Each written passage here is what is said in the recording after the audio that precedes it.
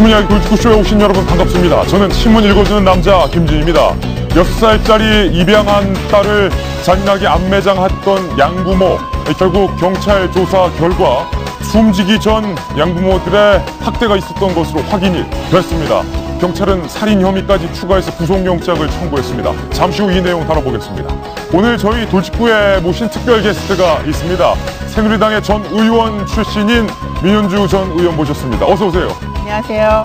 네, 유승민 의원님이랑도 굉장히 가까우시잖아요. 네, 그렇습니다. 이따가 대선식이 오늘 준비되어 있는데 네. 새로운 속보도 전해주시길 부탁드리겠습니다. 얘기해 보겠습니다. 예, 기대가 됩니다. 오늘자 조간 신문들 어떤 뉴스 보도하고 있는지 지금부터 저와 함께 하시죠. 먼저 동아일보입니다. 동아일보 1면에서 국감 재개 소식 보도하고 있습니다. 오늘부터 국감이 재개가 됩니다. 19일로 마감 기한도 연장을 했습니다. 그런데 곳곳이 지뢰밭이다 이런 내용이 나와 있습니다. 한진해운, 미르, 우병우 등등 아직 여야가 해결하지 못한 의제들이 국감의 지뢰밭으로 남아 있습니다. 여야가 지금 감정이 굉장히 상할 대로 상하 있는 상황에서 저렇게 첨예한 그리고 민감한 이슈들을 과연 원만하게 국감에서 잘 타협할 수 있을지 조금은 회의적입니다. 다음 신문입니다. 이번에 한국일보입니다. 여당에서 속보이는 법안이 하나 있다고 합니다. 이른바 반총장 특별예우법. 법안 이름에는 반총장이라고 대놓고 적시하지는 않았지만 유엔 사무총장을 재직하고 국내로 들어왔을 때 대통령이 준하는 특별 대우를 해줘야 된다, 예우를 해줘야 된다라는 법안 내용이라고 합니다. 그런데 이 법안에 줄을 서고 있는 새누리당 의원들의 지역구를 보니까 다 충청 대놓고 너무 속보이는 것 아닙니까? 잠시 후 다뤄봅니다. 다음 신문입니다. 이번엔 조선일보입니다. 거침없이 말하는 문재인 전 대표, 과연 어떤 말을 할까요? 대선 좀 놓아달라. 문 전 대표가 이제 대놓고 대선 도와달라 거침없이 말을 하고 있습니다. 자신감의 발로다라는 평가가 나오고 있는데, 그렇다면 당내의 나머지 두 분은 대선 주자인데 어떻게 되는 겁니까? 대선이 1년이나 남았지만 째깍째깍 대선 시계가 빨라지고 있습니다. 잠시 후 저희 돌직구쇼에서 빨라지는 2017 대선 시계 준비되어 있습니다. 기대 부탁드립니다. 다음 신문입니다. 이번엔 경향신문 1면인데요. 고 백남기 씨의 사인을 두고 논란입니다. 서울대병원 특별조사위원회 특위위원장인 이윤성 교수가 이렇게 말했는데, 내가 사인을 썼더라면 나는 외인사라고 썼을 것이다. 외부의 요인으로 인한 사망이라고 썼을 것이다. 하지만 주치의는 외인사가 아니다. 외인사가 아니라 질병으로 인한 사망이다. 이렇게 써서 논란이 되고 있습니다. 서울대 특위, 서울대가 자체적으로 조사했던 특위조사위원장과 담당 주치의의 사인이 엇갈리고 있는 것이라 논란은 더욱더 가중되고 있습니다. 잠시 후 다뤄봅니다. 다음 신문입니다. 이번엔 한겨레 신문인데요. 돌리면 나옵니다. 한겨레 신문 검찰 관련된 기사 오늘 보도되고 있습니다. 우병우 민정수석의 아들이 이른바 의경에서 보직 중에서 최고봉이라는 꽃보직. 이 꽃보직은 군대에서 꿀보직보다 더 편한 보직을 의미하는데, 그런데 이 같은 의혹에 대해서 경찰이 셀프 충성한 걸로 검찰이 결론 내는 분위기다라는 게 실렸습니다. 결국 우병우 수석은 무혐의로 빠져나가는 것 아니냐라고 한겨레 신문은 의혹을 보고 있습니다. 경찰의 셀프 충성이다. 혹시나 했던 기대는 어김없이 빗나가고 역시나 했던 예상만 맞는 것 같습니다. 요즘 기사들을 보면 말입니다. 다음 신문입니다. 이번엔 서울신문입니다. 북한이 기사의 주체로 등장했군요. 박 대통령의 탈북 선동은 XX 나발질이다. 뭐 욕설을 섞어서 북한 노동신문이 박 대통령이 남으로 오라, 내게 오라, 넘어오라 라고 말했던 발언에 대해서 비난을 했습니다. 잠시 후 노동신문 출력해 보겠습니다. 다음 신문입니다. 이번엔 중앙일보인데요. 역시 돌리면 나옵니다. 안타까운 소식이죠. 어제 저희 돌직구쇼에서 집중적으로 전해드렸던 6살짜리 입양 딸 사망 직전 투명 테이프로 온몸을 묶어서 무려 17시간 동안 방치했던 것으로 경찰 조사 결과 드러났습니다. 너무나도 안타까운 소식입니다. 사람의 탈을 쓰고 어찌 이럴 수가 있단 말입니다. 네, 저희 신문이야기 돌직구쇼 여러 뉴스 중에서도 오늘 정말로 중요한 뉴스만 치열하게 준비해봤습니다. 그리고 빨라지는 2017 대선 시기에서 최근 대선 주자들의 대선 주자 지지율 여론조사 결과 전격 공개하겠습니다. 많은 기대 부탁드립니다. 시청자 여러분께서는 지금 고품격 뉴스토크 신문 이야기 노이즈쿠 쇼를 시청하고 계십니다.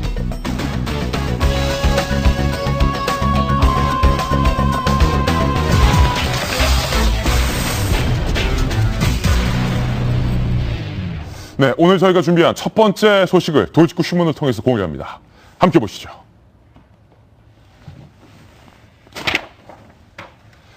입양딸을 살해했던 양부모 오늘 구속 여부가 결정이 됩니다. 어제 저희가 집중적으로 보도를 해드렸던 그 내용인데 충격적인 사실이 추가로 드러났습니다. 경찰이 양부모에 결국 살인 혐의를 적용해서 영장을 신청할 방침입니다. 입양딸을 암매장한 양부모의 오늘 구속 여부가 결정이 되는데요. 암매장했던 입양딸 테이프에 묶여서 17시간 방치돼 숨졌던 것으로 드러났습니다. 성시용 기자가 취재했습니다. 입양한 6살 딸을 숨지게 하고 시신에 태워 유기한 양부 47살 주모 씨. 양딸의 암매장한 야산으로 끌려왔지만 당황하는 기색은 없었습니다. 아이에게 한마디 좀 해주시죠. 주씨 부부는 양딸이 숨지기 직전 식탐이 많다는 이유로 양딸을 투명 테이프로 묶어놓고 17시간 동안 방치한 것으로 확인됐습니다. 상습적인 학대 정황도 포착됐습니다. 평소에도 좀 학대가 있었다는 것 같아요. 밤늦은 시간에도 아이 우는 소리도 소리 지르는 소리도 나고. 유치원도 지난 7월 등록 후 하루 빼곤 석 달 내내 결석했고 수소풍을 걸렸다고? 그리고 또 이제 애가 안 오는 거예요. 계속 전화를 하고 문자를 하고 집을 찾아갔어요. 갔는데도 아무도 없어요, 집에. 수상한 상처까지 발견됐습니다. 선생님 말로는 애 뭐는 좀 멀리 되는 것 같다고. 그래서 애한테 물었대요. 넘어졌어요, 그러더래 애가. 그러나 경찰이나 아동보호기관에 신고한 사람은 없었습니다. 정작 친모는 이런 사실을 전혀 눈치채지 못했습니다. 친모가 이혼하고 둘을 기르는데 양육이 힘들다. 한쪽은 아이가 없고 한쪽은 길을 성격이 좀 녹록지가 않으니까 또 합의하에 입양을 하게 된다. 아이를 잃어버렸다는 양부모의 말만 믿고 영문도 모른 채 인터넷에 딸을 찾는 글을 올리기까지 했습니다. 친모는 채널A 취재진에게 모든 수사가 끝나면 인터뷰에 응하겠다고 밝혔습니다.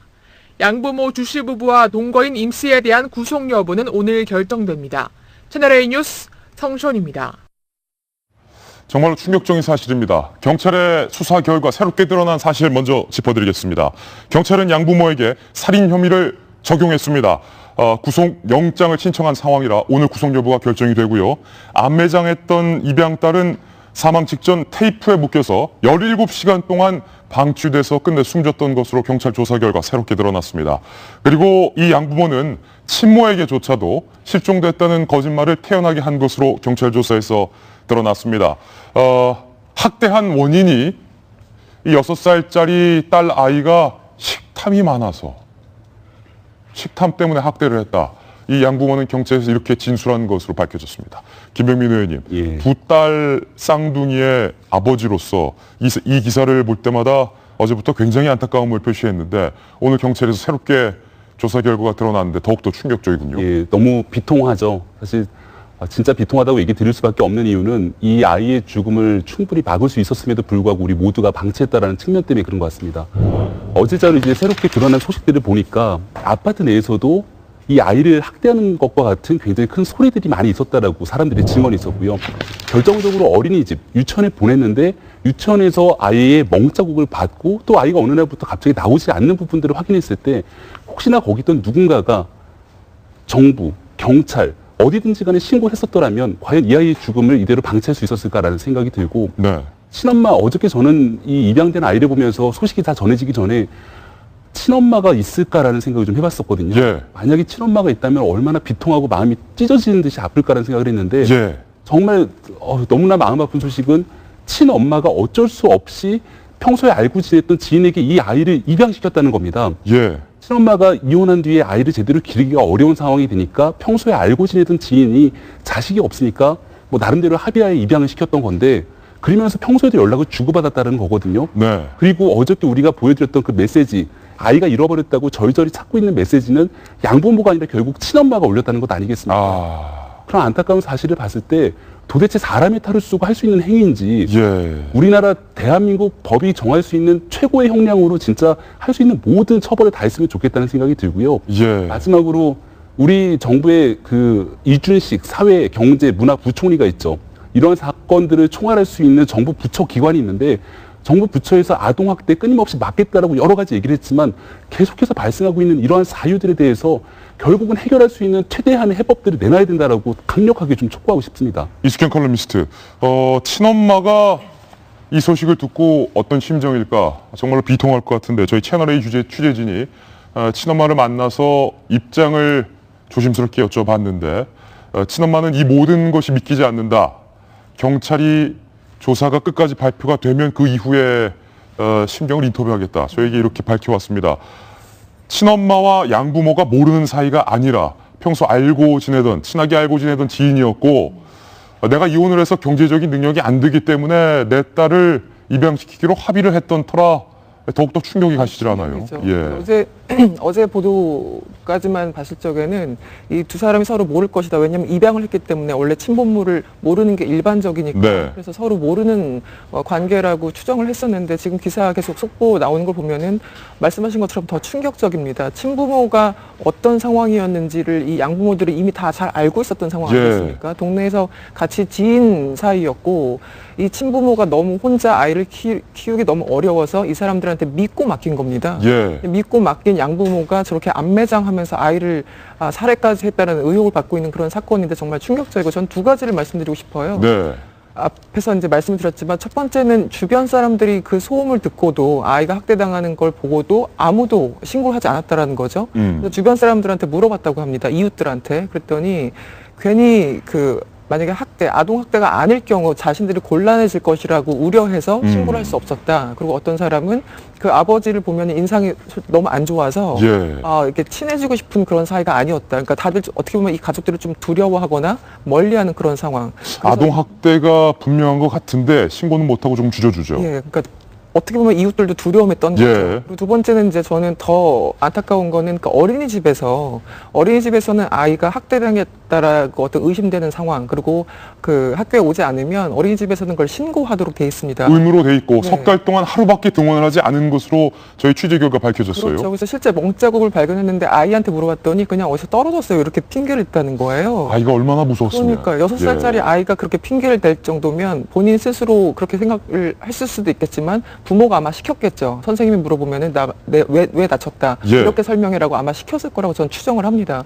어쨌든 어린이집에서 신고 의무에도 불구하고 저렇게 방치하고 있었다라는 거. 그래서 결국은 이웃들도 외면하고 어린이집에서도 외면하고 결국은 한 아이의 어떤 죽음으로 비극적으로 끝난 사건이죠. 민현주 전 의원님 오늘 나오셨는데 현역 국회에 계실 때 여가위와 복지위 상임위를 맡으셨기 때문에 이 뉴스가 더 와닿을 것 같은데 지금 수많은 저희 도직구쇼를 시청하고 계신 일반 평범한 엄마들이 이 뉴스에 정말로 안타까워하고 분통을 터뜨리고 있는 이유가 숨지기 직전 투명 테이프로 온몸을 묶어서 17시간 동안 아무것도 주지 않고 방치를 했다.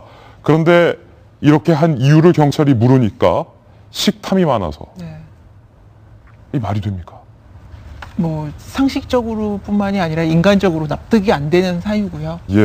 저도 11살짜리 아이를 이제 키우고 있는 엄마인데요. 아, 그렇군요. 제가 지난 19대 때 국회에 있으면서 유독 성폭행, 아동 성폭행이나 성추행 관련 또 이런 폭력, 가정폭력 관련되는 사건들이 많았습니다. 그래서 저희가 국회 차원의 특위도 했었고요. 당 차원 특위도 했었는데 그래서 많은 법안들을 만들고 실제 집행을 했고요.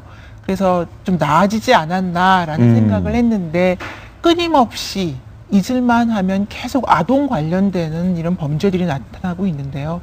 우선 말씀하셨지만 친부모와 양부모가 계속 연락을 하고 있는 상황이었는데 왜 입양까지 가게 됐는지에 대해서도 좀 궁금하고요. 뭔가 사연이 좀 있는 것 같아요. 그렇죠?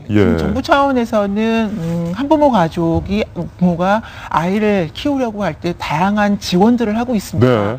그런데도 불구하고 그거 지원을 넘어서서 뭔가 다른 불편함이나 부족함이 많았기 때문에 입양을 보냈던 게 아닌가라는 생각이 들고요.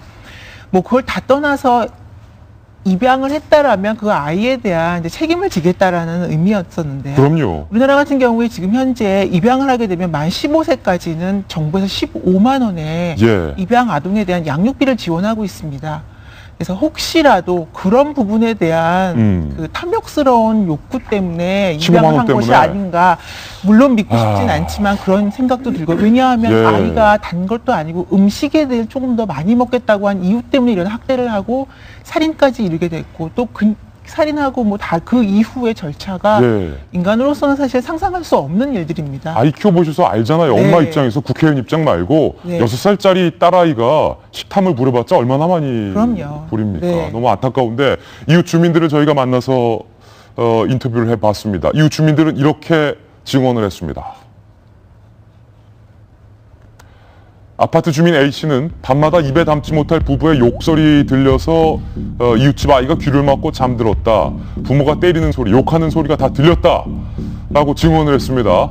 또 다른 주민은 괜히 신고했다가 아동학대가 아니면 곤란해지기 때문에 신고하기가 어려웠다. 이런 일이 생기기 후회스럽고 미안하다. 생기고 나니까 후회스럽고 미안한 마음이 주민들도 드는 거예요. 또 다른 주민은 아파트에서 마주치면 양 아버지가 때릴 기세로 노려봐서 알고 지내기 꺼려지는 이웃이었다. 라고 양부모에 대해서 증언을 했는데, 윤태곤 실장이 얼마 전에 이제 예쁜 딸아이를 출산하셔서 지금 아빠 마음으로 계속 통탄한 표정으로 이 기사를 봤는데, 마지막으로 한마디 해주시죠.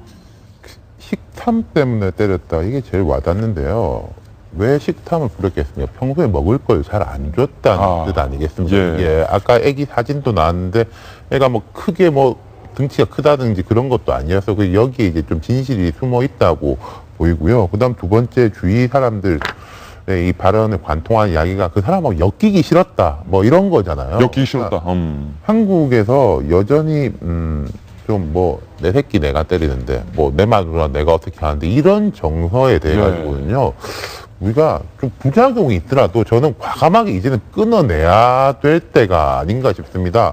뭐 우리나라가 뭐 민사소송이 너무나 많은 나라다 이런 이야기도 있어서 소송 좀 줄이고 뭐 신뢰사회 이런 이야기를 하는데 소송이라든지 신고를 해야 될 때는 안 하고 안 해도 될 때는 하고 이게 좀 되게 미스매치가 돼 있는 것 같아요. 그래서 이런 부분은 뭐 이웃 간의 정이 뭐 메말라냐 이런 소리 듣더라도 저는 좀 단호하게 좀 문화나 제도가 크게 바뀌어야 될 것 같습니다. 손 변호사님, 변호사님이시니까 잘 아시잖아요. 미국에서는 아동학대를 신고 안 한 이웃 주민들도 책임을 묻는 법안이 있는 것으로 알고 있고, 유치원이나 어린이집 같은 경우도 아이가 가정폭력을 받은 것으로 예상이 되면 경찰에 신고하도록 돼 있지 않습니까? 현실은 그런데 또 인간적인 도의도 그렇고 시스템은 그렇게 안 돼 있더라도 근데 문제는 정작 내가 그 상황에 대처하면 나 신고할 수 있을까요? 그게 우리는 익숙하진 않아요. 아파트가 갖고 있는 한계죠, 사실은. 장점은 사생활도 보호하고 진짜 독립적으로 살 수 있는 공간인데 그러나 단점으로 얘기하면 이렇게 단절돼 갖고 정작 우리가 공동체라고 하는 특성을 아파트가 꽤 뺏어가고 있죠. 이걸 우리가 좀 도와주고 또는 이렇게 좀 공동의 이 살림터라고 하는 이 공감대가 형성돼야 되는데 우리 사회의 기본 자체가 조금 어설프지 않을까요? 나는 노벨상 오늘 생각하면서 일본은 지금 22번째, 3번째 탔잖아요. 우리는 언제 탈까요? 제가 보면 20년, 30년 뒤에 안 나옵니다. 왜 그럴까요? 기본이 안 돼 있죠. 과학의 기본이 안 돼 있어서 우리는 안 되는 겁니다. 돈 안 되는 기술. 우리가 공부하면 다 의대 가잖아요. 그래갖고 우리는 저 노벨 기초 관련 상 못 하거든요. 마찬가지로 이 사회 일종의 안전장치인데 이 안전장치를 바라보는 우리들의 이 공동체의 눈길이 나는 그렇게 따뜻하고 그다음에 우리 다 같이 가져가는 이 공감대가 우리 전체적인 분위기가 그렇지 않은 것 같아요. 그래서 이 부분에 우리가 좀 기본을 다시 한번 되돌아보는 기회가 돼야죠. 법이 있더라도 그것을 준수하고 말고는 사람의 의지에 달렸다. 네, 그렇습니다. 알겠습니다. 안타까운 소식 저희가 추가로 속보 상황 전해드렸습니다. 경찰이 더욱더 엄정하게 수사해서 강력하게 처벌해야 될 것 같습니다. 이번엔 분위기를 조금 바꿔서 우리 정치권 소식 한번 진단을 해보겠습니다. 오늘부터 국감에 새누리당이 복귀를 했고 국감 날짜도 연장이 됐습니다. 다음 돌직구 신문을 만나보시죠.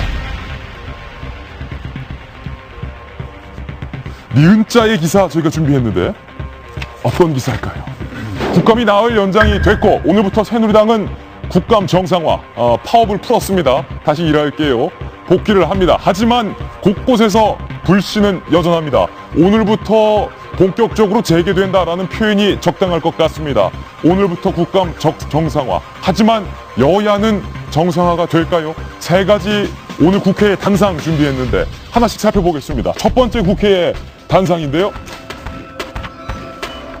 안나의 실수. 야당이 사과를 했습니다. 누구에게? 그것도 이정현 당대표에게 사과를 했습니다. 지금까지는 정세균 국회의장도 나는 잘못한 건 없다라고 사과를 안 했는데 과연 야당이 사과할 수밖에 없었던 사건, 해프닝은 과연 어떤 걸까요? 저희가 출력물 한 장 준비했는데요. 더불어민주당의 한정혜 의원의 이 페이스북, 이게 발단이었습니다. 제목, 두 건의 단식. 투라는 거죠. 두 건의 단식이다. 언론 악법을 반대해서 16일째 단식 투쟁을 했던 정세균 당시 대표. 그 뒤에 의원직 사퇴서를 제출했다라고 하면서 사진을 보면 정세균 당시 대표는 16일 동안 단식을 했는데도 이렇게 꼿꼿하게, 꼿꼿장수라는 단어도 생각나는데 꼿꼿하게 기계를 잃지 않고 있는데 달랑 5일 단식한 이정현 당대표는 왜 누워있느냐라고 두 사진을 비교하는 그런 페이스북에 내용을 올려서 마치 이정현 대표를 조롱하는 듯한 그런 내용이었는데 이수경 칼럼니스트 이 칼럼. 근데 한정혜 의원 사과했다면서요, 결국에.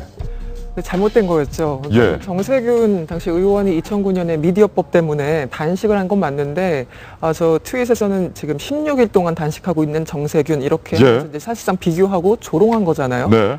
핵심적인 목적은 이제 이정현 대표를 조롱하려고 했던 건데 실제 당시 정세균 의원이 단식한 건 6일로 이제 드러난 거예요. 16일이 아니라 6일이에요? 6일이었습니다. 거기서 거기네요. 5일이나 6일이나. 네, 그러니까 굳이 비교하려고 저렇게 좀 약간 어떻게 보면 오버를 한 건데 예. 일단 저런 거 올리려면 국회의원이라면 팩트 체크를 좀 먼저 하셨으면 좋겠습니다. 한정혜 의원 팩트 체크부터 했어야 됐다. 그러니까요. 그 일반 사람들이 그냥 조롱하는 거 정도라면, 네티즌들이 하는 거라면 그냥 웃으면서 넘어갈 수가 있는 건데 네. 그래도 어쨌든 어떤 사람이 단식을 해서 거의 어쨌든 그 이정현 대표의 단식에 대해서 전 동의하지도 않고 일종의 예. 블랙 코미디라고 생각하지만 어쨌든 이정현 대표 나름의 진정성은 전 인정은 합니다. 예. 솔직히 자신 정말 목숨 걸고 그 단식을 한다고 했잖아요. 그래서 진정성은 인정하기 때문에 그 부분에 대해서 좀 인정을 하고 다른 의원들이 어떤 그 사태가 좀 나아지는 환경 조성을 하려고 노력을 했었어야 되는 건데 네. 계속 조롱하면서 서로 계속 블랙 코미디의 현상을 만들어내고 있어요. 그래서 저는 너무 좀 유치한 그 네. 행태들을 계속 이어가고 있는 것. 그리고 예전에 표창원 의원이었나요? 뭐 김영우 그 의원 뭐 감금 소식을 듣고서는 112에 전화하고 뭐 이런 경찰에 신고하는 투철한 신고 정신. 네. 그러니까 그런 것들이 국민들을 예. 얼마나 허탈하게 만드는지 좀 인식을 좀 해주시면 예. 좋겠습니다. 네. 나름 여당 대표는 죽음을 무릅쓰고 단식을 하고 있는데 지금 야당 소속 의원들의 이른바 조롱조의 태도가 계속 도마에 오르고 있는데 네. 정세균 의장이 올렸었던 이 사진 한 장도 많은 새누리당 의원들을 소위 열받게 했던 사진이었는데 기억하시죠? 바로 짜장면에 군만두를 먹고 있는 짜장면 인증샷. 당대표는 굶고 있는데 국회의장은 저렇게 짜장면만 먹으면 말도 안 해. 군만두까지 시켜서 드셨다. 이거 이정현 대표를 조롱하는 건 아니냐. 이거에 이어서 추미애 당대표가 청와대에서 잘한다고 하면 단식 풀걸요? 라고 했던 발언. 그리고 거기에 이은 이 한정혜 의원의 트위터까지. 민 의원님, 네. 여당 소속 의원으로 보실 때 야당의 이런 조롱조 어떻게 보세요? 좀 기분 나쁘시죠? 뭐 기분 나쁜 걸 떠나서 전 지금 현직 의원은 아니니까요. 예. 보면 새누리당 입장에서는 한숨을 돌리는 계기가 되는 거고요. 예. 야당의 이 참을 수 없는 가벼움 때문에 네. 새누리당 입장에서는 물론 이정현 대표의 나름대로의 진정성은 있었겠지만 굉장히 수세에 몰린 상황이었거든요. 오히려 땡큐다. 그 새누리당 입장에서는 저렇게 해줌으로써 예. 명분이 생기는구나라는 한숨을 돌릴 수 있는 계기가 되지 않았나 생각합니다. 윤 시장님. 뭐 이게 내가 골 넣어야만 골입니까? 예. 상대가 잘할 골 넣어도 이제 골 넣는 거고. 이제 정치권에 이런 말을 하고 싶어요. 7대 3으로 이기면 크게 이기는 거거든요. 예. 9대 1, 10대 0으로 이기려고 안 했으면 좋겠다는 거죠. 이게 굳이 야당 의원들이 이렇게 안 해도 다 뭐 알아서 이렇게 조롱도 하고 뭐 네티즌들이 하고 있는데 그때 진짓 오히려 말리는 이정현 대표님 뭐 건강이 걱정됩니다. 이런 식으로 썼으면 어땠을까. 그리고 만약에 정세균 의장이 과거에 16일을 단식했었다 하더라도 저는 이건 뭐 별로 적절치가 않은 것 같아요. 네. 제가 옛날에 그런 걸 많이 봤었거든요. 야당 의원들이 뭐 어디 좀 봉변 당하는 경우들이 꽤 있지 않습니까? 뭐 서명이라든지 할 때 강경 보수 쪽에 이제 뭐 어떤 시민들이나 시민단체 사람들한테 그때 참 제가 새누리당 쪽 사람들이 이야기한 것 중에 제일 듣기 싫었던 거에 우리 박 대표는 테러도 당했는데 그게 뭐라고 했을 때 참 듣기 싫었고 또 그 야당 인사들이 그거 얼마나 듣기 싫었던 이야기겠어요. 물론 박근혜 대통령이 과거에 테러를 당한 건 정말로 안타까운 일인데 그건 그거고 다 그런 일이 없어야 되는 거지. 나는 이만큼 됐으니까 네가 그건 한 건 아무것도 아니다. 이럴 수는 없는 거죠. 예, 김병민 전 의원님. 우리의 정청래 의원도 전 의원도 한마디 남기셨네요. 나는 24일간 단식을 했었다. 나는 그때 당시 휠체어를 타지 않았다. 나는 쓰러지지 않았다. 나는 적어도라는 말 썼어요. 낮에 눕지도 않았다. 누가 다리도 주무르지 않았다. 그런 거 보면은 그 정청래 의원이 만약에 공천을 받으셔갖고 이번에 국회에 입성했었으면 판은 좀 더 커지지 않았을까라는 생각도 드는데 이게 싸움 더 크게 났다. 그러니까요. 오히려 야당이 참 되게 한심하고 답답하다는 생각이 드는 게 이정현 대표의 단식을 가지고 조롱하고 관점을 여기에 맞추다 보니까 정작 새누리당을 비판해야 될 거는 국정감사를 보이콧하고 있던 이 국회 파동에 대한 문제를 강하게 비난했었어야 되는 거거든요. 그러니까 논점을 흐려버리게 되니까 야당 입장에서는 하고 싶은 얘기를 제대로 던지지도 못하고 오히려 여당이 하고 있는 여러 가지 행태에 말려 들어갈 수밖에 없는 상황을 보여줬기 때문에 앞으로도 이와 같은 행태가 저는 과연 반복되지 않을까라고 생각을 한다면 그렇지 않다고 보거든요. 야당 입장에서도 지금 해야 될 일이 너무나 많고요. 새누리당이 있어야지만 야당이 존재하는 게 아닙니다. 근데 야당의 목표를 보면은 지난번 대통령 선거에서 늘 나왔던 게 그런 거지 않습니까? 이명박근혜 정권 퇴진. 그러니까 항상 나오는 프레임은 정권 심판이라고 하는 여당이 잘못하고 있는 모습이 있어야지만 야당이 존재하는 식의 메시지를 던지는데 그게 아니라 야당 스스로가 할 수 있는 모습을 던져준다라면은 오히려 훨씬 좋은 모습 보일 수 있을 겁니다. 네, 오늘 국감이 정상화됐고 새누리당이 국감에 참석했지만 여야 의원들 사이에 이렇게 감정의 골이 깊어졌기 때문에 이거 걱정입니다. 첫 번째 국회 단상이었고요. 두 번째 국회 단상 과연 어떤 것일지 지금 바로 공개하겠습니다. 사진에는 박근혜 대통령이 오늘 출연을 해주셨는데 과연 어떤 내용일까요? 대통령의 특명. 대통령의 특명이다. 이정현 당대표가 사실은 구순을 바라보는 부모님의 만류에도 단식을 계속 이어갔지만 이 말 한마디에 단식을 멈췄다고 합니다. 김재원 정무수석이 와서 이정현 당대표의 단식을 중단하기를 설득했는데 그 이면에 박 대통령이 직접 김재원 수석에게 특명을 내렸다는 겁니다. 백방으로 뛰어서라도 이 대표의 단식을 중단시켜라. 일종의 특명을 내렸다는 건데 이 특명을 받은 김재원 수석, 이정현 당대표를 찾아서 이렇게 말했었죠. 계속 하려고 그래요. 일어나면 안 돼요? 대통령께서 계속 좀 말리라고 해서 왔어요. 저희 채널의 취재 결과가 보도되자 오늘 아침 청와대 출입 기자들이 정의용국 청와대 대변인에게 공식적으로 문의했습니다. 대통령이 특명 내린 것 맞느냐? 그러자 청와대 대변인이 이렇게 말했는데요. 조금 전에 박근혜 대통령께서 이정현 대표의 건강을 걱정해서 단식을 철회해 줄 것을 요청한 건 맞다. 이렇게 밝혔군요. 윤 실장님, 대통령의 특명이 있었다. 제가 어제도 이야기했지만은 이거 당연한 겁니다. 그럼 대통령이 힘내가지고 계속 굶으면서 뭐 국회의장하고 싸우십시오라고 해야 맞는 겁니다. 그건 전혀 아닌 거죠. 아니 야당 일각에서 이런 말 있지 않았습니까? 여당이 이렇게 강경한 노선을 취하는 것이 청와대와 뭐 암묵적인 합의가 있던 건 아니냐? 뭐 이심전심이 됐건 용인이 됐건 시작은 시작이고 끝내는 건 끝내는 거니까요. 이렇게 하는 거는 저는 전혀 문제가 없다고 생각하고 근데 결국은 이 대표가 이제 지금까지 보였던 모습들 때문에 그리고 뭐 일찌감치 27일인가요? 단식 3일차 때 추미애 그 민주당 대표가 약간 이제 조롱조로 박 대통령이 뭐 칭찬하고 하면 금방 끝낼 거다 그런 말 했지 않습니까? 이게 이제 쌓여있기 때문에 이런 이야기가 나오는 건데 여러 사람들이 이제 중단하라고 하고 그거를 이제 받아서 본인이 이제 결단을 내렸다. 그런 식으로 이제 그림이 그려져야지 아주 괜찮은 건데 지금 이렇게 보이는 거는 마치 이제 대통령이 저기 했기 때문에 김재원 수석이 이제 2번 와가지고 특히 2번째는 강하게 이야기했는데 그것만이 이 대표의 단식의 시작과 끝이라면은 참 뒤에도 이야기하겠지만은 새누리당 대표로서 너무 초라한 거죠. 예. 그것은 예. 아프게 생각해야 되지 않을까 싶습니다. 예. 대통령이 백방으로 뛰어서라도 단식 중단시켜라. 네. 제가 두테르테 얘기 좀 해야겠네요. 예. 필리핀 대통령이요. 네. 월스트리트 저널이 9월 29일자 보도를 했는데 그때 두테르테 리스크라고 얘기를 했거든요. 네. 국민들한테 한 90% 인기가 있습니다. 박 대통령보다 한 2배 높지요. 예. 마약 사범 한 3,000명 직결 처벌을 하니까 인기가 높은데 이 대통령이 미국의 트럼프처럼 막말도 하고 그다음에 이게 안정적이지 않고 그다음에 기업들하고도 등을 돌리고 하니까 이제 외국인 투자들이 이제 빠지기 시작했습니다. 그래서 두테르트 리스크라고 해갖고 통화 가치가 떨어지고 채권이 매수하는 게 떨어지고 이게 국가 경제가 흔들리는 기회가 됐거든요. 그러면 제가 왜 그 얘기를 하냐면은 저는 이정현 리스크라고 한번 표현하고 싶어요. 사실은요. 이정현 리스크.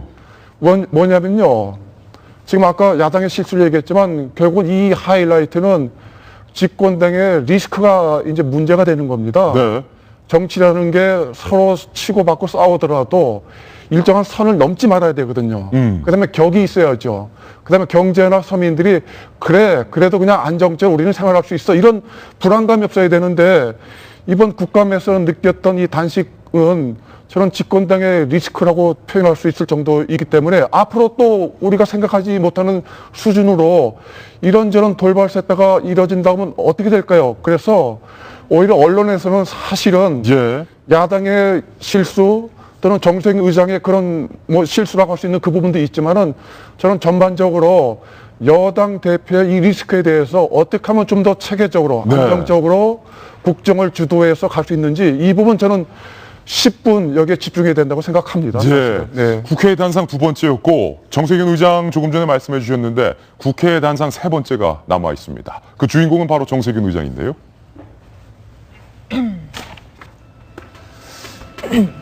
이정현 대표의 단식을 두고 이 정세균 의장을 향한 2판 4판 작전이었다라는 분석이 나오고 있는데 민정 의원님, 이 대표가 단식을 하고 단식을 중단하는 이런 어떤 강경 노선 덕분이라는 표현이 나오고 있어요. 정세균 국회의장이 운신의 폭이 이 정도였다면 한 이 정도로 좁아들었다. 그런 얘기가 나오고 있어요. 이거 어떤 관측인가요? 정세균 의장님의 운신폭이 좁아들었다 뿐 아니라 새누리당이나 이정현 대표가 뒤로는 얻은 게 더 많다. 이런 분석들도 하시는데 예. 저는 조금 다른 시각에서 보는데 예. 물론 정세균 의장이 말실수를 크게 한 거 또 부각됐고요. 또 야당의 국정 운영이 거의 독주를 하려고 했다가 거의 일정 부분 브레이크를 걸었다는 측면에서도 저는 얻은 건 있다고 생각합니다. 그런데 국정 운영에 책임을 지고 있는 집권당이 국정감사를 보이콧을 했어요. 예. 일단 그 부분이 크고요. 그리고 내년에 대선이 있습니다. 정권 재창출에 앞장서서 당을 개혁하고 국가의 비전을 보여줘야 되는 집권 여당 대표인데 우선 지금 비전 제시를 먼저 하는 노력을 해야 되는데 그러지 못했다라는 점에서는 매우 안타깝고요. 그래서 이정현 대표 지금 앞서서 말씀하셨지만 이제 대통령 특명 따라 단식도 중단했다 이런 말이 나오는 것 자체가 너무 안쓰럽습니다. 안쓰럽다. 네. 예. 이정현 대표에 대한 얘기를 하면은 저는 굉장히 이정현 대표 개인의 특수한 성격이 있는 것 같아요. 그러니까 이정현 대표가 왜 어떻게 여기까지 왔는 거를 보면은 호남에서 사실상 재선에 새누리당 국회의원이 탄생되는 게 말이나 됩니까? 그 당시 호남 선거 때 예산 폭탄이라고 하는 사실상 사람들이 예측하기 어려웠던 선거 메시지를 던졌고요. 당대표 선거에 출마했을 때만 하더라도 이정현 당대표가 될 거라고 아무도 예측 안 했거든요. 배낭 보따리 하나 메고 뛰어다니면서 당대표가 됐습니다. 당대표가 된 이정현 대표가 거대 야당을 상대로 싸울 수 있었던 힘이 아무것도 없는데 결국은 자기를 버리면서 싸운 거거든요. 그러니까 이정현 대표의 성격 자체가 약간 어찌 보면 전공법으로 상대를 돌파하기보다는 변칙 승부로 한 발 우회해서 돌아가는 성격인 거로 보이는데 여기에 저는 야당이 좀 말렸다고 생각을 해요. 예. 정세균 의장이 지금 이정현 대표한테 제대로 말린 건 아니겠습니까? 지금까지 2번의 파동이 있었는데 첫 번째는 이제 국회의장 개회사 때 했던 파동, 두 번째는 바로 이번에 있었던 김세수 장관 해임 건의안에 대한 파동, 그리고 세 번째로 이제 있을 예산안 파동이 있을 건데 여기에 대해서 정세균 의장이 지난번에 했던 것과 마찬가지로 결국은 의장이 정치적 중립 의무를 훼손하게 된다라면 이정현 대표가 할 행동들은 뻔히 보이지 않겠습니까? 야, 이 내가 한 번 더 삐끗했다가는 저 여당 무슨 짓을 할지 모른다. 이 두려움이 있다는 거예요. 그런 메시지를 해줬다는 측면에서 이정현 대표가 굉장히 나름대로의 영향력을 발휘했다고도 볼 수 있을 겁니다. 저력을 보여줬다 이런 차원이네요. 가성비를 따져볼 필요가 있다고 생각해요. 가성비도 나왔어요. 지금 난리 났어요. 맞아요. 아까 제가 정치가 뭐 10대 빵 9대 1이 어디 있겠냐. 7대 3, 6대 4인데 그럼 이제 왜 새누리당이 얻은 게 없겠습니까? 있죠. 말씀하신 대로 정세균 의장이 아무래도 조금 조심하게 되고 이런 건 있을 건데 그거 거꾸로 봤을 때 새누리당의 당대표가 이런 식으로 좀 자폭조처럼 같이 이제 얼싸안고 진흙탕에 비웃는 식으로 여당 대표의 몸값의 값어치가 그렇게 낮은가 생각을 해보면은 저는 이게 장기적으로 별로 좋지 않은 것 같다. 그리고 야당하고의 관계뿐만 아니라 여당 내에서 저는 앞으로 그게 더 문제라고 생각해요. 이정현 대표의 리더십. 비주류에 대한 것뿐만 아니라 주류 진영 내에서도 별로 장악력이 크지 않다는 게 이번에 드러났기 때문에 이 대표가 병원에서 퇴원해가지고 좀 있으면 이제 건강히 복귀하실 텐데 그 복귀한 이유가 더 문제인 것 같습니다. 제가 짧게 새누리당에 제가 제언을 하나 한다고 하면은 새누리당에 대한 전격 제언. 네. 앞으로 대야 관계는 정세균 의장한테 집중하지 마시고 결국은 여소야대된 이 야대입니다. 대야죠. 이 현실을 뼈저리게 인식하면서 전략을 유연하게 가져가시는 것이 그게 국민한테 공감대 얻는 거 아닐까요? 가성비를 따졌을 때 정세균 의장 한 명만 상대하면 소홀된다라는 말씀까지 덧붙였습니다. 네, 국회에 오늘 3가지 단상 국감이 다시 재개됐는데 다뤄봤고요. 저희 돌직구쇼에서만 만날 수 있는 코너 오랜만에 돌아왔습니다. 째깍. 대선 시계가 벌써부터 빨라지고 있습니다. 오늘 2017 빨라지는 대선 시계에 함께해준 출연자들, 대선 주자들 소개해 올리겠습니다. 만나보시죠. 빨라지는 2017 대선 시계, 분출하는 대권력이 폭포처럼 분수처럼 분출하고 있습니다. 속도 붙는 레이스, 위에서부터 아래로 한번 쭉 훑어볼까요? 반기문 총장 나오셨고요. 그리고 문재인 전 대표 오늘 나와주셨고요. 그리고 안철수 전 대표 나와주셨고 손학규 전 대표도 나와주셨는데 손 전 대표 하산을 했는데 아직 강진에 머무르고 계시다고 하시죠. 좀 빨리 올라왔으면 좋겠어요. 첫 번째부터 하나하나 살펴보겠습니다. 반 총장과 관련된 빨라지는 2017 대선 시계. 듣기 전에 잠시 후 대선 지지율 최근 조사 결과 공개됩니다. 기대해 주십시오. 여당에서 반 총장 특별 예우법을 본격적으로 추진한다고 하는 다소 나쁘끄럽고 어딘가 간지럽고 조금 얼굴이 빨개지는 그런 기사가 오늘 보도되고 있는데 반 총장 특별 예우법이 무엇이냐 저희가 그래픽으로 준비를 해봤습니다. 함께 보시죠. 사실은 반 총장 예우법이 아니라 전직 국제기구 대표 예우에 관한 법률안이라고 해서 반 총장이라는 이름을 구체적으로 언급하지는 않았습니다.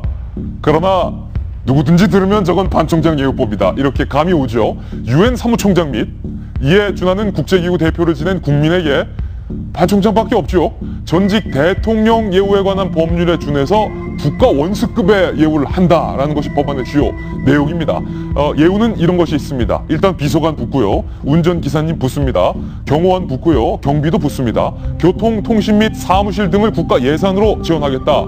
그러니까 임기를 마친 대통령과 준하는 대우를 해주겠다라는 것이 바로 이른바 반 총장 특별 예우법에 관한 주요 내용인데 이 칼럼 요거 발의하는 분들 지역구 쭉 보니까 다 충청. 속 보이는 거 아니에요? 하다 이런 것까지 해야 됩니까? 정말 한심합니다. 좀 기본적으로 사실은 반기문이라는 특정한 사람을 위해서 만드는 법이잖아요. 국회의원이 그런 거 하라고 있는 자리가 아닙니다. 국회의원은 지역구 사람, 물론 이제 지역구에서도 반기문 총장을 좋아하는 사람들, 긍정적으로 생각하시는 분들이 있지만 기본적으로 국회의원은 국민들의 의견을 대리해서 입법하는 입법권을 가진 사람들입니다. 그런데 어떤 정치적인 유불리에 따라서 혹은 어떻게 보면은 저런 법안을 발의한다는 발상 자체는 입법권을 어떻게 보면 사적으로 유용한 것이 아닌가라는 의심을 살 수밖에 없는 굉장히 유치하고 천박한 행위라고 저는 생각을 하고요. 너무 강하게 지금 질타를 해주시네요. 두 번째는 그러니까 반 총장에 대한 어떤 그러니까 호불호를 떠나서 얘기를 하자는 겁니다. 두 번째는 반 총장이 까놓고 얘기해서 지금처럼 대선 지지율 많이 올라가지 않고 소위 말하는 여권의 잠재적인 대선 후보로 지금 인지되지 않은 상황이라면 과연 저런 법을 만들었을까? 예.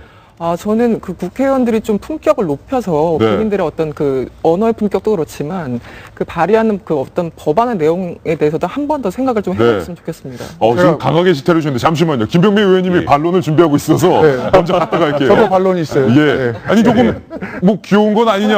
어쨌든 유엔 사무총장에 대한 대우는 해줄 필요가 있지 않냐. 뭐 이런 의견도 있어요. 반론은. 예우는 충분히 할 필요가 있는데 사실 좀 과했죠. 왜냐하면 전직 대통령급에 준하는 예우를 하자고 한 거니까. 근데 돌이켜 생각해보면 반기문 유엔 사무총장은 과연 이와 같은 사태를 즐겁게 바라보면서 흐뭇하게 웃고 있을까라고 한다면 저는 절대 아닐 거라는 겁니다. 예. 그래서 저는 이 상황을 조금 예의주시해서 볼 필요가 있다고 생각이 되는데요.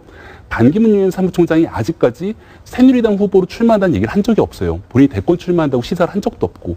근데 여기서 이런 법안을 발의하겠다고 하신 분들의 면면을 보면 과연 반기문 유엔 사무총장과 뜻을 같이 해서 결을 같이 해서 가는 분들이냐라고 하면 그렇지 않다라는 거거든요. 말 그대로 반기문 유엔 사무총장을 모시기 위한 희망사항의 포석 깔기 정도가 아닌가라는 생각이 드는데 저는 결과론적으로 이게 만약에 법안이 국회에서 가결돼서 통과가 되는 순간 반기문 유엔 사무총장의 지지율은 최소 5% 정도는 빠질 거다라는 생각이 들거든요. 돗자리 까셨어요? 네, 그러니까 뭐가 진짜로 반기문 유엔 사무총장을 도와주는 건지에 대해서 분명히 알아야 되고 반 총장은 굉장히 영린한 사람이잖아요. 예. 그 내용을 충분히 알면서 대한민국에 돌아오는 순간 본인이 대권 주자로서 행보를 갈 때 오히려 이런 식으로 너무 반기문 띄우기에 앞장섰던 사람들을 가까이 두기에 되게 부담스러워할 수 있습니다. 오히려 멀리할 것이다. 그러니까 반기문 총장과 가까이 지내고 싶으신 분들은 제 제안 하나, 조언 하나 드리면 너무 앞서서 앞장섰고 반기문 띄우기 주력하시면 그분들은 오히려 반기문 총장이 가까이 하기 굉장히 부담스러울 수 있어요. 되게 싫어할 것 같죠. 안 그럴 수도 있어요. 반론이에요. 부담스러운데 뭘 이렇게까지 다 이러면서 좋아할 수도 있어요. 제가 하나 예전에 유엔에서 만든 반기문 사무총장의 홍보 동영상이 있었잖아요. 24시간 이렇게 바쁘다. 제가 그때 한번 지적했던 게 있어요. 아침에 눈 뜨자마자 신문을 쭉 보는데 이분이 뭐 뉴욕타임즈, 가디언, 요미우리 이런 걸 보는 게 아니라 동아, 조선, 한겨레, 한국인문 쫙 있는 걸 먼저 보는 거 그거 참 특이하다 말씀드렸는데 국내 정치에 관심이 그렇게 많으시다. 이렇게 하면은 아마 뭘 이렇게까지 다 하면서 이 한 사람 이름 한 번 더 보지 않겠습니까? 누가 발의했는지. 소 변호사님. 저는 원칙적으로 법률안은 저는 찬성해요. 찬성이다. 네. 의외네요. 왜냐면은 사무총장 역할에 대해서는 굉장히 회의적이죠. 외신들 거의 대부분이 반 총장이 그냥 노웨어맨이라고 아무데도 없는 분 이렇게 해서 평가절하 했는데 그러나 우리 국가 입장에서 보면은 세계은행 총재나 사무총장이나 이거는 역시 국가원수와 비슷하죠. 그렇게 보면은 저는 그 뜻은 괜찮은데 문제는 두 가지예요. 첫째로는 이거는 야당이 제안했다고 하면 저는 난 괜찮았을 것 같아요. 이때가 이제 여야를 초월하는 그 국가 문제니까. 두 번째로는 반 총장이 이거에 화답하셔갖고 내년에 대선 안 나간다. 뜻을 분명히 하면은 이 법률안이 누가 봐도 그 예우받고 우리가 대접해 주는 건 우리를 위해서 노력 많이 하셨잖아요. 그 점에서는 좋은데 이 전제 조건이 다 충족될지는 모르지요. 그러나 여당이 이렇게 발제하는 거는 누가 봐도 좀 뜻도 안 맞고 그다음에 민망하다. 설득력도 없죠. 한 가지 그런데 말씀만 드리겠습니다. 법안에 제외 조건이 있어요. 만약에 이 대상자가 국적을 포기하거나 혹은 공직선거의 후보자로 등록할 경우에는 예우를 제외한다. 아까 말씀하셨는데 반 총장님이 그 국제기구의 수장으로서의 행보를 계속 보여주셨다면 사실은 여당 의원들도 이렇게까지 줄서기를 하는 법안 내지는 눈치 보면서 하는 법안을 발의하진 않았을 것 같고요. 지난번에 귀국하실 때마다 보였던 행보 자체가 누가 봐도 본인은 아니라고 당신은 아니라고 하시지만 누가 봐도 예측할 수 있는 행보를 보이셨기 때문에 여당 의원들은 알아서 자리까는 법안을 만든 게 아닌가라는 생각이 좀 씁쓸합니다. 반 총장과 관련된 첫 번째 뉴스였고요. 반 총장과 관련된 두 번째 뉴스가 준비되어 있는데 이 뉴스에는 반 총장의 조카도 등장하고 성완종 전 회장도 등장을 하고 베트남에 있는 한 빌딩이 등장을 하게 됩니다. 베트남 하노이에 있는 랜드마커 72 타워인데 그 모습부터 한번 확인해 보시죠. 베트남 하노이에 가면 많은 분들이 보셨을 거예요. 시내에 우뚝 저렇게 서 있는 랜드마크 스카이 7 이 타워가 있습니다. 굉장히 높고요. 아름답게 건물이 지어져 있고 높이만 해도 350m, 연면적이 61만 제곱미터의 베트남 최고층 빌딩인 이 빌딩이 오늘 반 총장과 관련된 두 번째 뉴스인데 이 빌딩이 뭐 문제가 있습니까? 저게 말 그대로 베트남 랜드마크입니다. 경남 기업이 소유를 했었던 거고 성완종 전 회장, 경남 기업이 마지막에 되게 어려움을 겪고 있었지 않습니까? 그때 성 회장이 항상 입에 달고 있던 소리가 랜드마크 72만 처분되면 다 해결된다. 이게 조 단위에 이제 현찰이 들어오게 돼 있다라고 하다가 결국 이 처분이 못 됐었어요. 근데 이 빌딩에서는 뭐 우리 박 대통령이 베트남 방문했을 때 행사도 하고 뭐 그런 식의 빌딩이었는데 근데 처분이 못 될 수도 있죠. 세계적으로 경기가 안 좋으니까. 근데 그 과정에서 반기문 총장의 조카, 뭐 해외를 무대로 활동하고 이분이 이제 컨설팅 펌에 다니는 걸로 알고 있는데 반주현 씨요? 예, 그 중간에서 카타르가 이제 오일 달러가 엄청난 곳이지 않습니까? 그렇죠. 카타르 투자청에다가 이걸 이제 팔 수 있다. 그리고 그 과정에서 뭐 이제 삼촌, 큰아버지, 정확하게 큰아버지 겁니다. 큰아버지의 영향력을 이렇게 행사해가지고 할 수 있다. 이런 식으로 하니까 당연하게 경남 기업 쪽에서는 안 그래도 평소에 반기문 총장한테 좀 잘해주고 싶고 그건 유명하지 않습니까? 그리고 두 번째로는 이 건물도 팔아야 되니까 철석같이 믿은 거죠. 그래서 이제 성금으로 59만 달러, 우리 돈으로 지금 6억 정도가 됐죠? 지급을 했는데 카타르부터 답이 없었고 그리고 이분이 중간에 그 서류를 조작한 것도 드러났고 그 카타르 투자청에 뭐 반기문 총장 이야기하니까 뭔 소리냐, 그 연락 온 적이 없었다라고 한 건데 그럼 이제 고소를 당했죠. 근데 전혀 이 서류도 받지를 않고 묵묵부답으로 응하지를 않고 있습니다. 해외에 머무르면서. 그러니까 재판부에서 그냥 이제 일방적으로 때린 거죠. 물어줘라. 6억 물어줘라. 반 총장이 뭐 최근에 뭐 주위 친인척들한테 행동 조심해라 이런 이야기도 나오고 뭐 뉴욕의 반기문 시계 이야기도 나왔는데 반 총장의 두 동생들, 남동생 두 분이 꽤 뉴스에 많이 나온 분이에요. 첫째 그 동생은 경남 기업에 이제 고문으로 있었죠. 그래서 경남 기업에서 뭘 보고 이분을 이제 고문으로 시켜줬겠냐. 근데 이제 성완종 리스트 이후에 이제 그만뒀었고, 두 번째 동생은 얼마 전에 그 대선 테마주 이야기 나오면서 쭉 빠진 회사가 하나 있었습니다. 보성 파워텍이라고 태양광 관련 회사인데 거기도 이분이 이제 고위직에 있다가 자기 자리를 정리하면서 이 주가가 쭉 빠졌는데, 제가 알기로 그 태양광 회사에 있었던 분은 경찰 출신이에요. 말하자면 별로 상관이 없는 분이라는 거죠. 반 총장도 제가 알기로 이게 형제가 많고 우애도 두터운 걸로 아는데 좀 번성한 집안입니다. 조카들도 많고. 이런 부분에 대해 가지고 벌써부터 이게 이야기가 나오는 거는 정말로 좋지가 않죠. 두 가지가 있을 겁니다. 알아서 조심해야 되든지, 아니면은 말하자면 집안에서 군기 잡는 사람이 한 명 있어야 되거든요. 반 총장이 직접 할 수는 없으니까 뭐 친동생 중에 누구 한 명이 꼼짝 마라, 절대 니들이 이러고 다니지 마라라고 해야 되는데 과연 그런 사람이 있을지 모르겠네요. 자, 이숙현 칼럼니스트, 반주현 씨, 반 총장의 조카가 맞고요.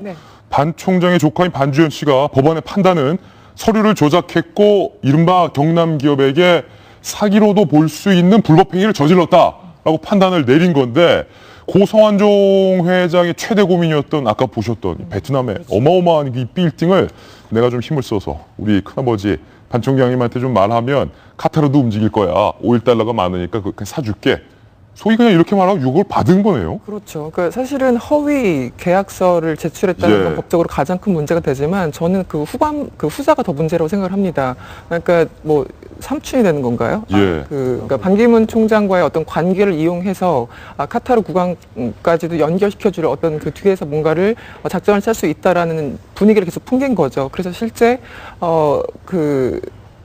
반기문 총장과의 어떤 그 친분을 한마디로 이용해서 어떤 사업에 유리한 그 고지를 차지하기 위해서 간 건데, 결과적으로는 이제 성완종 전 회장이 죽음에 이르르지 않습니까? 물론 이제 이번 사건과는 좀 다른 거지만, 당시 1조 원이 넘게 하면서 랜드마크를 만들었고, 당시 그 부채가 1조 7천억 원에 달했다고 해요. 이게 사업이 계속 어려워지면서. 그런데 예. 사실상은 성완종 그 회장이라는 사람에게 거의 전부와 같은 것이 랜드마크 사업이었는데 결국은 그 상황을 악용한 굉장히 좀 악질적인 그런 사기 혐의가 아닌가라는 생각이 듭니다. 예, 그래서 반 총장이 최근에 이 집안 단속에 들어갔다라는 것도 다 맥락이 연결돼 있는 것 같습니다. 빨라지는 2017 대선 시계 대선 주자증과 관련된 뉴스 함께하고 있습니다. 이번에는 두 번째 대선 주자 문재인 전 대표에 얽힌 뉴스 준비했습니다. 만나보시죠.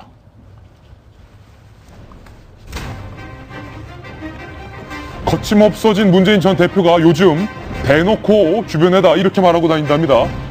김 전 의원, 나 대선 출마 좀 도와줘. 문재인 전 대표가 제일 못하는 게 사람한테 아쉬운 소리 한다는 건 아니었겠어요. 예. 그랬던 문재인 전 대표가 변했다는 거예요.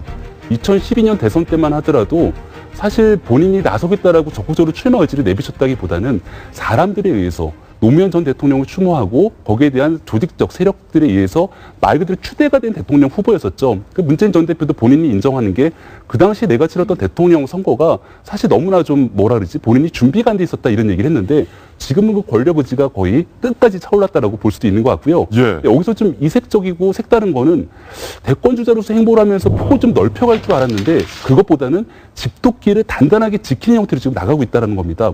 백남기 농민 이 사망 이른 사건이라든지 세월호 유가족 문제라든지 어찌 보면 진보적으로 사람들이 결집될 수 있는 모든 현장마다 문재인 전 대표가 늘 나서서 결국은 사람이 바뀌어야지만 결국 국가가 바뀔 수 있다는 메시지들을 전달하고 있는데 여기 한 단계 더 나가서 볼 수 있는 거는 저는 이거는 어찌 보면 문재인 전 대표가 고민을 많이 했을 거라고 생각되는데 북한 수해 문제에 대해서 쌀을 보내자 인도적으로 예.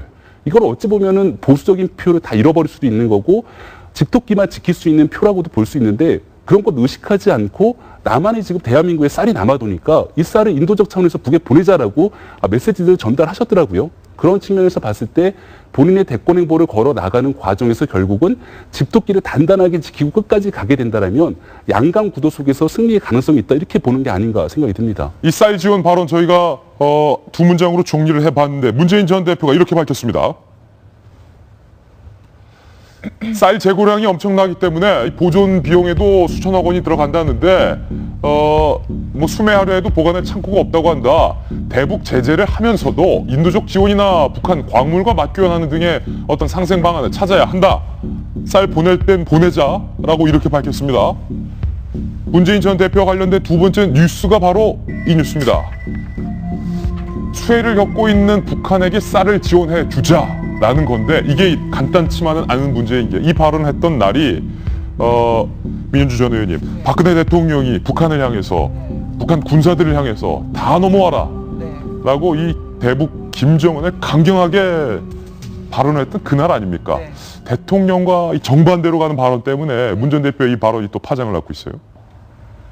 우선 문 전 대표 같은 경우에는 지난번에 말씀하셨지만 지난번 대선 때는 준비가 덜 돼 있었다. 그런데 이제는 이제 때가 왔다라는 자신감을 보이시는 것 같아요. 뭐 자신감을 보이시는 부분에 대해서는 좋은데요. 문 전 대표님은 제 개인적인 분석에 보면 가만히 계시면 지지율이 오르는데 발언을 하시거나 행보를 하시면 좀 지지율이 좀 빠지는 경향이 있는 게 아닌가. 이거 뭐 나름 꿀팁입니까? 예. 그런 생각이 들 정도인데요. 물론 인도적 지원 전 필요하다고 생각합니다. 어떤 상황에서든 대화는 해야 되고요.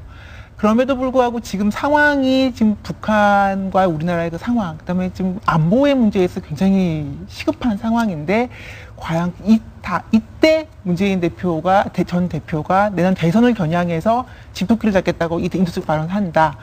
쌀 보관할 곳이 없어서라도 주자라는 발언을 하는 거. 또 저는 사실은 납득이 안 되고요. 대선을 겨냥하신 분이라면 납득이 안 되고 박근혜 대통령 같은 경우에 이제 국회의원 행사에서 발언이지 않습니까? 예. 이제 그건 같은 경우에는 오늘 제가 봤는데요. 월스트리트저널에도 물론 외국의 언론이 어떻게 평가했다고 해서 우리가 그거 갖다가 높이 평가했다거나 그걸 참고할 필요까지는 없겠지만 에서도 분명히 얘기를 하고 있습니다. 우리나라가 지금 그 메시지 같은 경우에는 김정은 주민에 대해서 어떤 자극을 한다는 발언보다는 북한 정권의 핵심에 겨냥을 한 것이고 이제까지 우리나라가 북한 주민들이 이탈하는 거에 대해서 되게 소극적인 반응, 그러니까 수동적인 자세만을 보이는 것보다 적극적으로 그들을 보호하고 안전하게 귀순할 수 있도록 도와줘야, 탈북할 수 있도록 도와줘야 된다는 차원에서 강조를 했다고 생각하고요. 그래서 박지원 대표도 말씀하셨지만 굳이 그렇게까지 민감하게 반응을 하면서 무슨 뭐 전쟁을 일으키려고 하느냐 이런 발언 자체가 사실은 사실관계를 조금 왜곡하려고 하는 의도가 있는 게 아닌가라는 생각이 듭니다. 민주연합께서 문재인 전 대표에게 입을 열지 않으시면 지지율은 오를 것이다 라고 개인적인 소견을 밝혀주셨는데 과연 그 분석이 맞는지 저희가 앞서 예고해드렸던 2017 대선 주자의 최근 지지율 결과를 저희 돌직구쇼에서 지금 바로 전격 공개하겠습니다. 만나보시죠. 여야 19대 대선 주자 지지도입니다. 2016년 9월 4주차 주간 집계가 오늘 따끈따끈하게 나왔습니다. 먼저 반기문 유엔 총장의 지지율부터 살펴보실까요? 지난번 저희 돌직구쇼에서 공개해드렸던 지지율은 23.7%, 그때보다 상승을 했습니다. 반 총장 26.8%, 소속은 무소속으로 표기가 돼 있군요. 반 총장이 26.8%로 지지율 상승세, 그리고 9주 연속 지지율 1위를 달리고 있다라는 소식 오늘 들어와 있고요. 2위입니다. 2위는 바로 문재인 전 대표 18.5%에서 18.4%, 오차 범위를 고려했을 때 거의 동률이다. 변함 없다. 그러나 0.1%포인트가량은 하락했다. 구체적으로 들어가면 그렇게 분석을 할 수 있겠군요. 3위는 안철수 전 대표입니다. 그런데 지난번 여론조사 결과에서 의미가 있었던 것은 두 자릿대 지지율을 회복했다라는 것이었는데 이 최근 조사된 결과에 따르면 다시 9.7%로 한 자릿대로 떨어진 것으로 드러났군요. 한 자릿대 지지율. 안철수 전 대표 입장에서는 조금 긴장이 될 것 같습니다. 그 뒤를 이루고 있는 박원순 서울시장 6.0에서 4.9%로 정부에서 반대하고 있는 청년수당 등등의 이슈와 맞물린 것으로 풀이가 되고 있는데 하락을 하고 있고요. 그리고 그 뒤를 이루고 있는 5위 안희정 지사는 3.6%에서 오히려 4.8%로 상승을 했습니다. 4.9, 4.8. 박원순 시장과 안희정 지사의 지지율은 이제 동률로 봐도 무방할 정도다. 그렇다면 공동 4위 정도 표현이 적합할 것 같습니다. 박 시장이 떨어진 만큼 안 지사가 올랐다 이렇게 표현이 가능하고요. 그 뒤를 이루고 있는 분 또 한 번 주목을 해봐야 되는데 오세훈 전 시장이 3.7에서 4.7%로 1%포인트가량 상승했기 때문에 박원순, 안희정, 오세훈이 사실상 거의 비슷한 지지율을 기록하고 있다라는 의미 있는 분석이 나오고 있는데 윤 실장님, 반 총장의 지지율이 올랐는데 9주 연속 1등이다. 지지율 3% 뛴 건 유의미하고요. 1등 공신은 이정현 대표죠. 이정현 당대표가 1등 공신이다. 무슨 말이에요? 민 의원님 말씀하신 거하고 일맥상통한데요. 지금 지지율이 조금이라도 뛴 사람들의 공통점이 뭡니까? 정치에서 떨어져 있는 사람들이에요. 반기문 총장이 제일 높고 광역단체장 중에서는 박원순 시장 같은 경우는 어찌됐건 좀 정치적인 이제 논쟁의 중심에 있는 분이고 안희정 지사 같은 경우는 그래도 조금 떨어져 있고 오세훈 시장 같은 경우에도 뭐 책 준비하신다고 하는데 떨어져 있고 국회에서 지지고 볶고 싸우면은 정치인은 같이 떨어지고 그렇군요. 떨어져 있는 사람들은 같이 올라가고 그러니까 이제 이정현 대표나 정진석 대표의 이게 심모 원료가 사실은 청와대가 아니라 반 총장을 띄워주기 위한 거다라는 고도의 전략이다. 까지 나오는 것이 이런 식인 거죠. 그러니까 이제 참 정치인들의 고민은 이런 겁니다. 그렇다고 해서 계속 피해 있을 수는 없고 직면해야 되는 문제지 않습니까? 밀고 나가는 수밖에 없고 저는 이제 정치권에서 항상 싸우시는 분들한테 그래도 한 말씀 드리고 싶은 게 반 총장도 들어오면 떨어집니다. 그러니까 좀 버티고 계시면서 하면은 어떨까 싶습니다. 결국 두 분의 공통된 결론은 가만히 입 다물고 계시면 지지율은 오른다는 건데 계속 할 수는 없으니까 그게 문제인 거죠. 그러니까요. 손 변호사님께서 어떻게 보세요? 이번 지지율 결과. 저는 여론조사 이렇게 여쭤보시면 저는 아주 불편해요. 불편하다. 왜요? 네, 싫어요. 싫어요? 네. 왜요?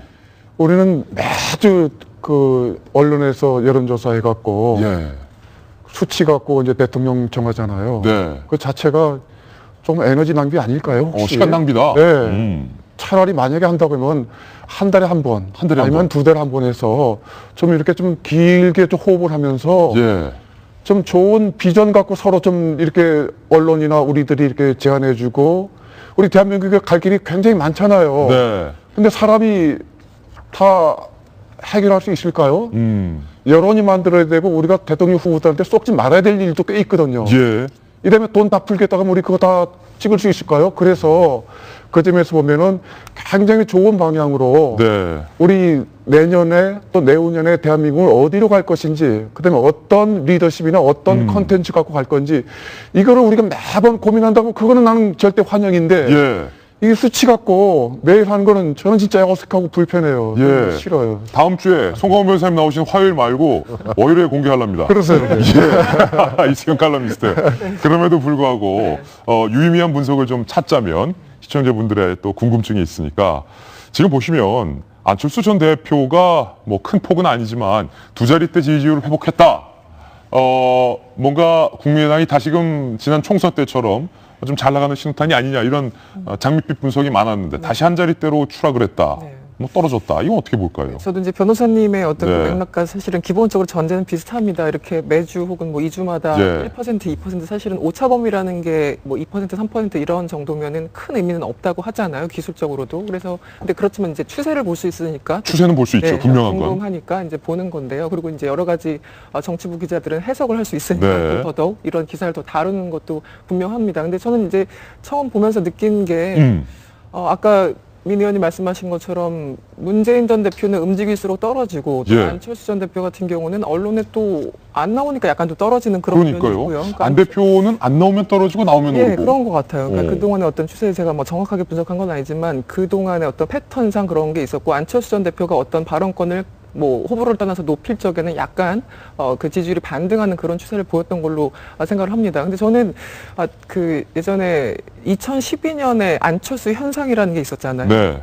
그런데 이번 2017년 대선을 앞두고 사실상 반기문 현상이라는 게 사실 일어나고 있는 거고 저는 그 당시 어떤 그 데자뷰라는 걸 많이 느껴요. 그러니까 당시에는 마찬가지였죠. 안철수 당시 서울대 원장으로서 성공한 사업가였고 개인적으로 성공했고 인품도 훌륭해 보이고 가장 무엇보다 중요했던 건 정치권으로부터 굉장히 떨어져 있던 사람이었고 그래서 네. 이제 안철수 현상이라는 게 일어났던 건데요. 이번 반기문 현상도 사실 그런 비슷한 맥락이라는 거 단지 차이가 있다면 안철수 전 대표는 그때 야당 쪽 성향이었고 반기문 총장은 여당 쪽 후보로 인지가 되는 건데요. 결국은 또 신기루처럼 끝나는 것이 아닌가 이런 생각이 계속 듭니다. 예. 국가무 서울행 기차에 몸 싣는 잠룡들도 준비되어 있습니다. 세 번째, 네 번째 주자 동시에 공개하겠습니다. 안철수 전 대표는 개헌선을 긋고 30일에 공식적인 팬클럽 모임에 참석을 할 예정이라고 합니다. 안 전 대표가 팬클럽 모임에 참석하는 건 이번이 처음이고 한 600여 명의 안전모라고 하죠. 안철수를 지지하는 전국적인 모임 안전모 이름 참 잘 지어요. 문재인 전 대표의 팬클럽은 문팬이고요. 그리고 반기문 사무총장의 팬클럽은 반딧불이 뭐 이렇게 있죠. 그리고 손학규 전 대표 10월 초부터 날짜는 드디어 나왔습니다. 본격적인 외부 활동에 돌입을 하겠다. 대한민국 대개조, 가칭입니다. 가칭. 대한민국을 개조해야 된다라는 책을 출간할 것이다. 그러나 아직은 강진에 계신 것으로 알려지고 있는데 여기에는 잡히지 않았지만 민 전 의원님, 저희 기자들이 보통 국회의원분들의 어떤 소속이나 성격을 규정할 때 뭐 손학규계, 김무성계, 문재인계 뭐 이렇게 구분하는데 민 전 의원에 대해서는 보통 저희들이 유승민계로 분류를 해서 유 의원과 굉장히 가까우시다.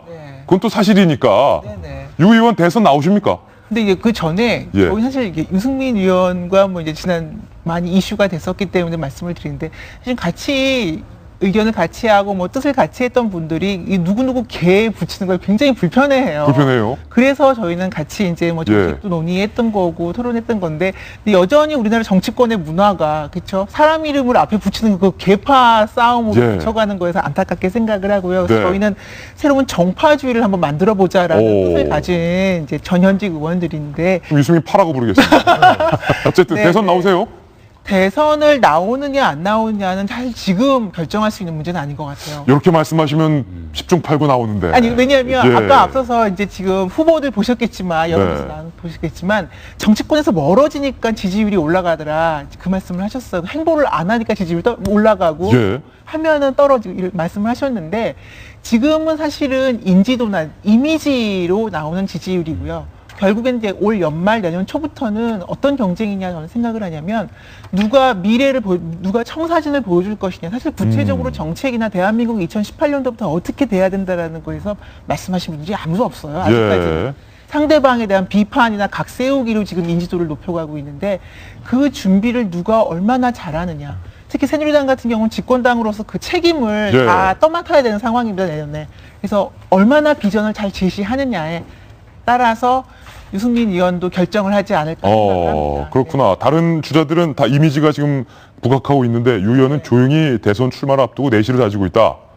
뭐 대학 강연이나 작은 예. 강연은 하고 계시지만 사실은 저런 행보를 하고 계시지는 않죠. 누구 뭐 예전 원로를 찾아가서 인사하고 그런 행보를 하고 있지는 않죠. 무슨 말인지 다 알아들었어요. 빨라지는 대선 시계 저희 돌직구쇼에 살펴봤습니다. 내일도 대선 주자들의 유의미한 행보가 있으면 빨라지는 대선 시계는 돌아옵니다. 저희가 준비한 다음 돌직구 신문입니다. 네, 이쪽 측면에 있는 긴 기사, 과연 어떤 기사일까요? 박 대통령의 발언 저희가 소개를 해드렸었지요.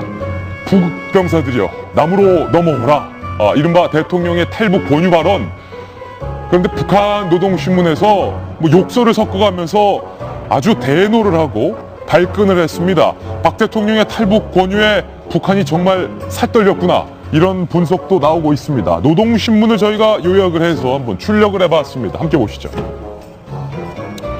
노동신문 제호 그대로 뽑았고요. 극악한 대결 망발을 늘어놓는 박근혜 역도의 교활한 속내를 까발킨다. 이 뭐 기사 제목부터 뭐 무시무시합니다. 지난 1일 그 무슨 국군의 날 기념식. 아니 국군의 날 기념식이면 국군의 날 기념식이지 꼭 북한은 그 무슨 국군의 날 기념식 이런 말을 꼭 합니다. 어쨌든 우거지상을 하고 나타났다. 골수에 꽉 들어찬 동족 대결과 적대의 독기를 그대로 쏟아냈다. 탈북을 선동한다라고 표현을 했어요. 박 대통령이 남으로 넘어오라라는 그 발언이 북한 병사들에게 어느 정도 영향을 미치긴 미치나 보죠. 이것이 반증하는 것 같아요. 탈북을 선동하는 XX 나발질도 서슴지 않았다. 뭐 당당한 핵 보유국 강성 번영하는 공화국의 위력에 전율한 송장의 비명소리다. 박근혜 정권이 지금 그 어디에 헛눈을 팔 처지가 못 된다라고 하면서 남남 갈등 유발하고 있습니다. 우병우 사건, 미르재단, K스포츠 재단 사건 등 특대형 부정부패 사건들이 꼬리를 물고 터져나와 세상을 들었다 놨다 하고 있다. 여기서 또 한 가지는 북한 노동신문 편집국에서 우리 대한민국의 저희 채널A를 비롯한 뉴스 프로그램을 참 자주 시청하고 있구나라는 것도 오늘 시사할 수 있을 것 같은데 김병명 의원님 이게 반증하는 게 박 대통령의 남으로 오라 이 발언이 굉장히 북한이 민감하게 받아들였다. 그렇죠. 일단은 북한 내부의 사람들이 동요하고 있는 것도 문제지만 김정은 정권에 대한 레짐 체인지를 공고하게 하겠다라고 정확하게 메시지를 보낸 거거든요. 여기 보게 되면은 북한 같은 경우가 써놓은 것 중에 당당한 핵 보유국이라는 표현이 있습니다. 네. 저거를 포기하지 않는 이상 이 대한민국 국민들 국제사회에 이제 더 이상 속지 않거든요. 김정은 정권이 있는 한은 핵 보유국으로 가기 위해서 본인들이 쌓아나가고 있는 단계별 행동을 취하는 겁니다. 핵실험을 하고 미사일 발사를 하고 완벽한 핵무기 소형화를 위해서 단계를 밟아갈 거를 알기 때문에 더 이상의 어떤 협상의 여지가 없는 겁니다. 가능성은 뭐냐? 김정은 정권이 아닌 다른 정권을 통해서 이 핵실험을 통한 핵무기 보유국가로 가기 위한 북한을 압박하고 무너뜨리는 것. 이것밖에는 답이 없는 상황 아니겠습니까? 그동안 대한민국을 비롯한 국제사회에서 북한에 대한 인권 문제 얘기를 했죠. 김정은이가 아무리 스위스산 뭐 치즈 이런 거 좋아한다 그래서 우리가 비난 조롱은 하긴 했지만 그거 갖고 북한이랑 수교를 끊고 그러지는 않지 않았습니까? 유일하게 북한과 더 이상 손을 잡고 갈 수 없는 단 한 가지 이유, 핵무기거든요. 그래서 이 부분에 대해서 김정은 정권이 이게 단순하게 박근혜 정부 대한민국만이 하는 얘기가 아니라 전 국제사회가 북한을 압박하겠구나라는 신호탄으로 받아들일 때 굉장한 위협으로 나가올 수 있다라고 얘기를 드릴 수 있습니다. 예견됐던 거죠. 노동신문이 이렇게 나올 걸로는 뭐 다들 예측을 했던 거고 아마 비슷한 이야기가 계속 나올 것 같습니다. 근데 문제는 지금 김병민 위원님 말씀하신 것처럼 뭐 레짐 체인지 이제 시그널을 보낸 것이다라고 하는데 그게 문제예요.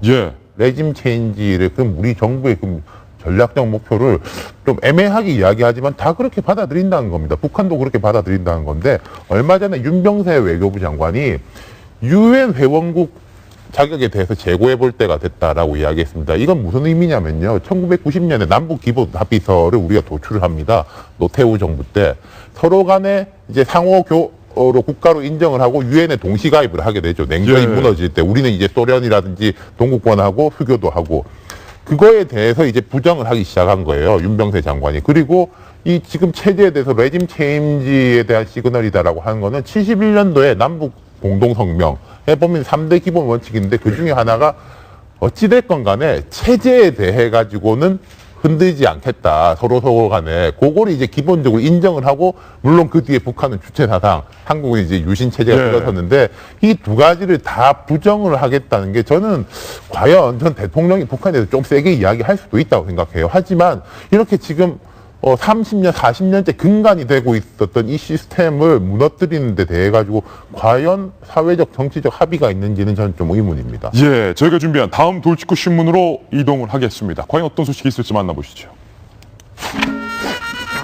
일본 오사카에 있는 스시가 유명하죠. 초밥이 유명하죠. 그런데 오사카에 있는 한 초밥집에서 한국인에게 평소 들어가는 와사비보다 저 사진처럼 와사비 왕창, 저 정도면 와사비 테러가 아니냐, 고추냉이 테러가 아니냐.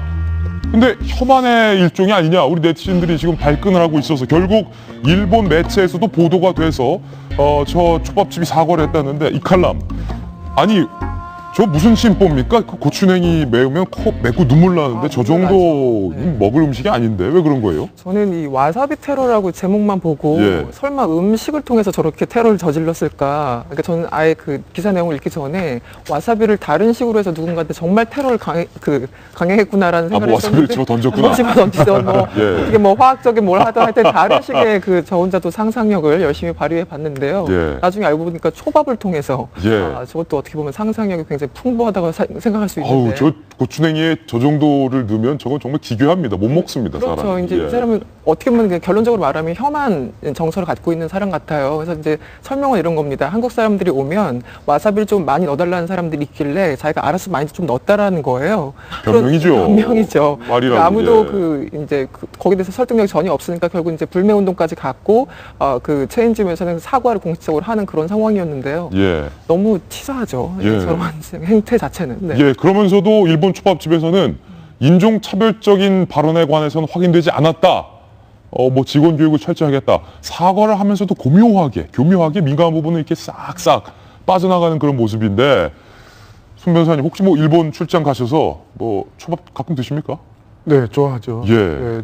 저는 좋은 뜻으로 좀 우리가 받아들이고 사과도 그냥 받아들이면 좋겠어요. 쿨하게 우리가 형이니까 좀 받아주자. 왜냐면은 일본은 가까운 나라고 역사나 수상 생각하면은 좀 화가 나지만 결국 또 우리가 배울 게 많은 나라입니다. 또 우리 또 서로 주고받는 것도 많고요. 그래서 조금 감정 누그러뜨리고 좀 냉정하게 잘 대처했으면 좋겠어요. 사과를 받아들이자. 뭐 저 초밥집 사장님이 한국에 한번 오시면 뭐 비빔밥에 고추장을 왕창 넣어주자 이런 거 하지 말고. 그렇죠. 알겠습니다. 그게 우리가 통 크게 또 당당하게 격조 있는 대처하니까요. 알겠습니다. 자, 저희는 광고 후에 다시 돌아오겠습니다. 잠깐만요.